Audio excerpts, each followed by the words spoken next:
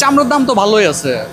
সরকার যে হিসাবে যে রেটে দামটা দিয়েছে আমরা চেষ্টা করব সরকারের ওই রেট অনুযায়ী ওই রেট ফলো করে আমরা চামড়া খরিদ করার জন্য। চামড়াটা আসার আগে কোথায় থাকে এবং কি করেন এখানে?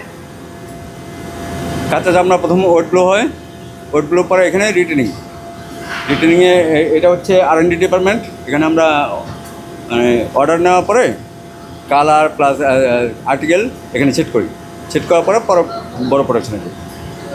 কি কি কালার করা হয় এখানে? ভ্যারাইটিস কালার, যত মানে কাস্টমার যা দেবে তাই। এই তো সামনে কুরবানি ঈদ, তো কেমন প্রস্তুতি আপনাদের? আমাদের ইনশাল্লাহ প্রস্তুতি আছে, কাঁচামাল কিনবো। এবার ওই প্রস্তুতি নিচ্ছি ইনশাল্লাহ, দেখা যাক কী হয়। চামড়ার দাম তো ভালোই আছে। সরকার যে হিসাবে যে রেটে দামটা দিয়েছে আমরা চেষ্টা করব সরকারের ওই রেট অনুযায়ী ওই রেট ফলো করে আমরা চামড়া খরিদ করার জন্য। আমরা যে আমাদের দেখতেছেন সিলেকশন শেষ, আগামীতে দেখা গেছে কোরবানির জন্য আমাদের মোটামুটি ভালো প্রস্তুতি আছে মাল কেনার জন্য। কোম্পানি মানে মোটামুটি ভালো একটা অ্যারেঞ্জমেন্ট করে রাখছে এখানে। আমরা আসলে জায়গা পরিষ্কার করতেছি, কাঁচামাল ছিল, এখন টোটাল পরিষ্কার করা লাগতেছে জায়গা। সামনে কোরবানির মাল আসবে, এটার জন্য পরিষ্কার করতেছি।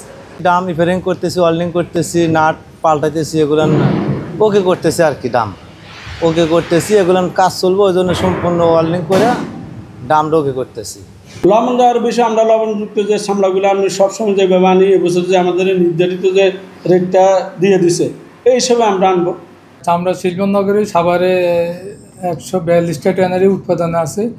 এই বছর আমাদের লক্ষ্যমাত্রা হচ্ছে গরু, ছাগল, মহিষ, বেড়া মিলিয়ে প্রায় 1 কোটি থেকে 1 কোটি 5 লক্ষ পিস।